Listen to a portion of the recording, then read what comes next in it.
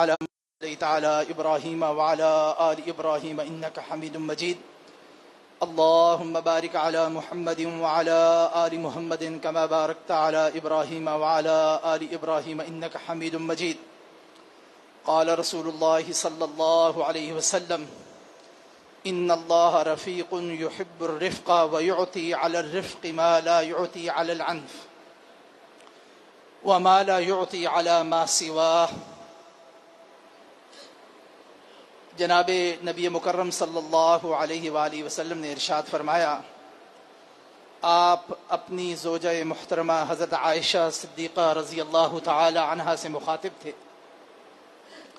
آپ صلی اللہ علیہ وسلم نے فرمایا: اے عائشہ، اللہ نرمی کرنے والا ہے اور نرمی کو پسند فرماتا ہے، اور نرمی کرنے والوں کو یا نرمی کرنے پر وہ سب کچھ عطا کرتا ہے جو اللہ سبحانہ و تعالی سختی کرنے پر عطا نہیں کرتا، اور اس نرمی کے علاوہ کسی اور چیز پر بھی عطا نہیں کرتا.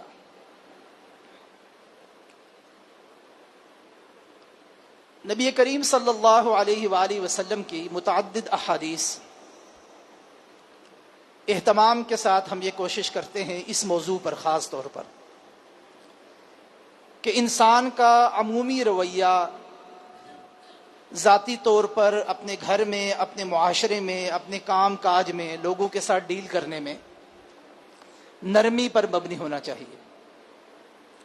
اور اس بارے میں ایک نہیں متعدد احادیث جو ہیں وہ ذخیرہ حدیث میں موجود ہیں، جن سے یہ بات بڑی واضح ہو کے سامنے آتی ہے کہ انسان کا آسانی پیدا کرنا، نرمی والا رویہ اختیار کرنا، لوگوں کے ساتھ نرم ہونا، لوگوں کے ساتھ آسانی کے پہلو کو غالب کرنا، یہ نہ صرف شریعت میں مطلوب ہے بلکہ نبی کریم صلی اللہ علیہ وآلہ وسلم کو ذاتی طور پر بھی بڑا پسند ہے.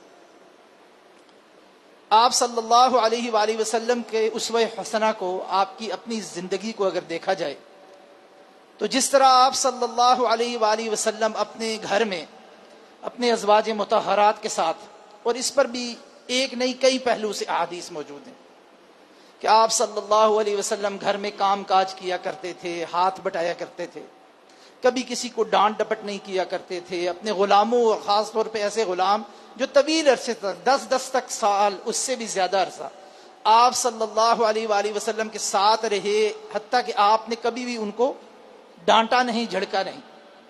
کھانے کی کوئی چیز آپ کے سامنے پیش کر دی جاتی تو کبھی آپ تبصرہ منفی انداز میں نہیں فرماتے تھے. لوگوں کی زندگی میں آسانی پیدا کیا کرتے تھے، نرمی پیدا کیا کرتے تھے، اور دوسرے صحابہ کے ساتھ بھی، دوسرے معاملات میں بھی. اور پھر سب سے بڑھ کر یہ کہ جس شریعت کو آپ صلی اللہ علیہ وآلہ وسلم لے کر آئے، اس شریعت کے اندر آسانی اور نرمی کا ایک پورا بڑا نمایاں پہلو موجود ہے. شریعت کے کسی پہلو کو بھی آپ دیکھ لیں. عبادات میں مثلا ابھی ہم نے نماز پڑھی ہے، اگر ہم نماز پڑھتے ہوئے بھول جائیں، 2 کے بجائے 3 سجدے کر جائیں کسی رکعت میں، یا اور کوئی بھول چوک ہو جائے، 1 رکعت کم پڑھ لیں، تو شریعت ایک طریقہ تو سوچنے کا یہ ہے نا کہ چونکہ اللہ کی عبادت ہے اور نماز دین کا ستون ہے، اور شریعت میں اور دین میں سب سے اہم عبادت نماز ہے، تو چونکہ اس میں غلطی ہو گئی ہے تو ساری دہراؤ. اللہ سبحانہ و تعالیٰ فرما سکتے تھے نا، نبی صلی اللہ علیہ وسلم کو کہہ سکتے تھے اللہ کہ چونکہ یہ شریعت میں سب سے بڑی عبادت جو مطلوب ہے، انسان اپنی پیشانی اللہ کے سامنے جھکاتا ہے، اس میں اگر کمی کوتاہی ہو جائے اور انسان سے بھول چوک ہو گئی ہے تو پوری پڑھو دوبارہ. کہا جا سکتا تھا، مگر کیا کہا گیا؟ ممکنہ حد تک یہ کہا گیا کہ اگر کوئی کمی پیشی ہو گئی ہے، بھول چوک ہو گئی ہے، اس کا تدارک کیا جائے اور سجدہ صاف کر لیا جائے. کتنی بڑی نرمی ہے، کتنی آسانی ہے. یعنی سب سے بڑا حق ہم نے اللہ سبحانہ و تعالیٰ کا جو ادا کرنا ہے، اس کی بندگی کا جو استعارہ اور ثبوت ہم نے فراہم کرنا ہے کہ ہم بندے ہیں اور وہ خالق ہے، اس کے اندر بھی اگر کوئی کمی رہ جائے تو نرمی کا پہلو موجود ہے. اور یہ صرف ایک عبادت نہیں ہے. روزے کو آپ دیکھ لیجئے، روزہ رکھنا مطلوب ہے، فرض ہے رمضان کے روزے، لیکن اگر کوئی بیمار پڑ گیا ہے، بیمار نہیں ہے، مسافر ہو گیا ہے، بچوں کو دودھ پلانے والی خاتون ہے.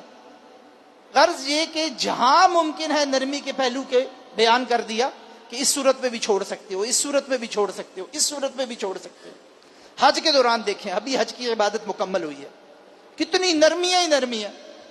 کئی معاملات میں تو ایسے ہے کہ تعلیمات دی گئی کہ یہ بھی کرو، اتنے وقت سے اتنے وقت تک کرو، پھر آسانی پیدا کر دی گئی. کیا آسانی پیدا کر دی گئی؟ نرمی پیدا کر دی کہ سارا وقت نہیں گزار سکتے، کچھ وقت گزار لو تو بھی پوری بات قبول ہو جائے گی.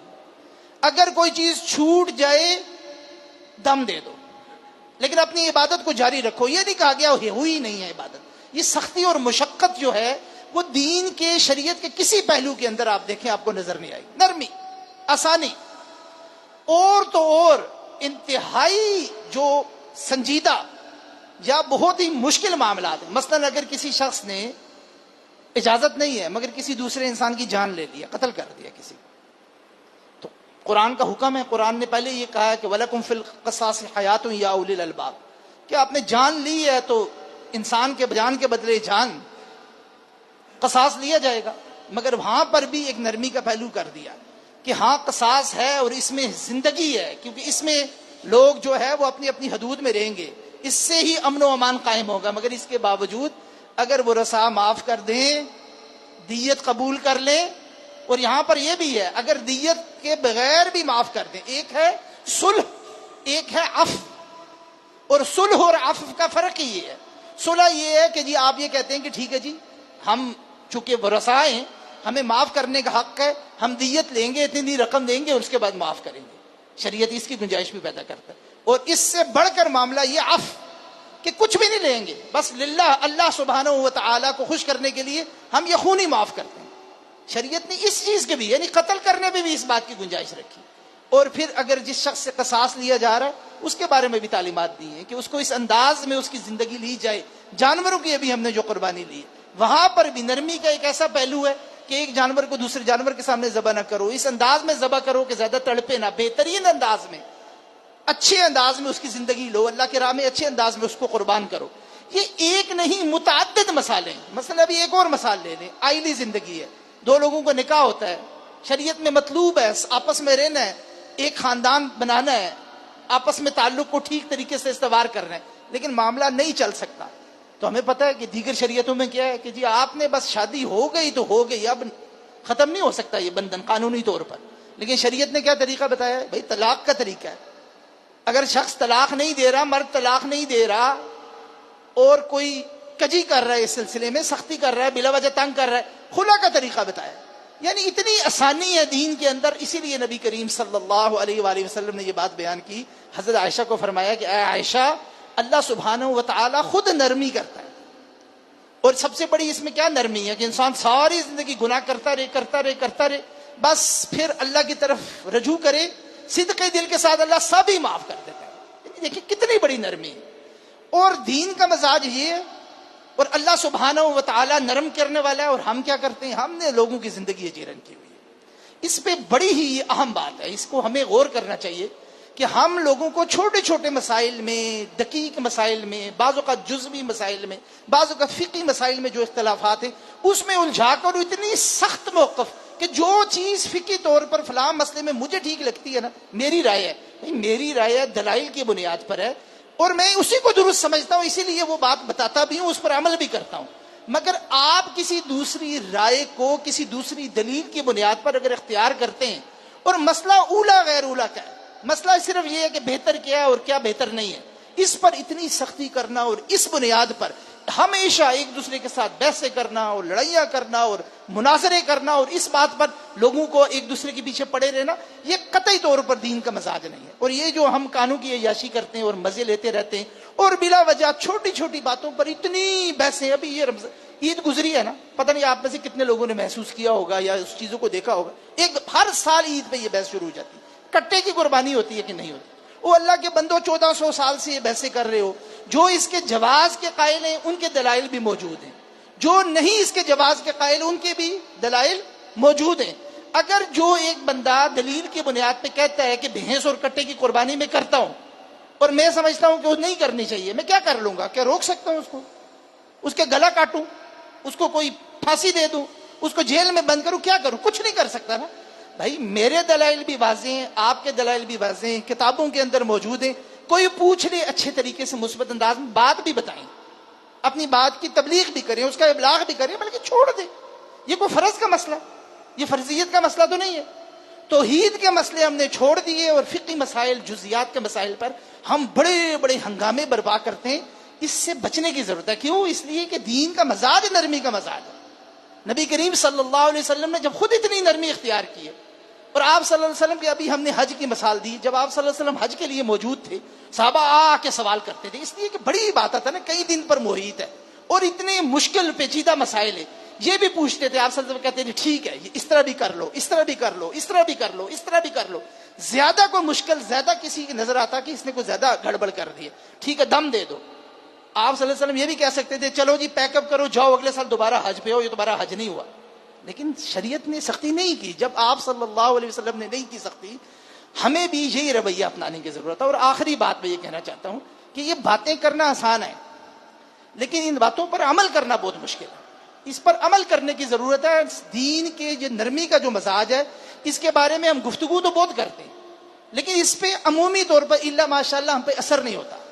تو بھائیو، سب سے پہلے یہ میرے لیے، اپنے لیے نصیحت ہے، اس کے بعد آپ کے لیے ہے۔ اگر ہمیں نظر آئے کہ ہمارے کسی بہن بھائی کے اندر اس حوالے سے کوئی کمی کوتاہی موجود ہے، اس کا رویہ اعتدال سے ہٹا ہوا ہے، بہت سخت ہے، ہمیشہ سختی کا پہلو اس پر اصرار کرتا ہے، اچھے طریقے سے لوگوں کے سامنے تذلیل کرنے کے لیے نہیں، بھرے مجمع میں نہیں، اچھے طریقے سے اس کے کان میں سرگوشی کر کے علیحدہ لے جا کے تنہائی میں اس کو کہیں کہ تھوڑا سا نبی صلی اللہ علیہ وسلم نے یہ جو بات فرمائی ہے نا، اس پر بھی غور کریں، اس پر بھی غور کریں، اچھے طریقے سے یہ بات۔ اب تو آسان ہو گیا، بسا اوقات ہم جو ہے نا بحثیں کرنے میں بڑے تیز ہیں، لیکن ایک دوسرے کے ساتھ گفتگو کرنے سے بڑے شرماتے ہیں۔ یہ عجیب سی ایک ہمارے اندر ایک قومی مزاج اور ایک عادت بھی ہے۔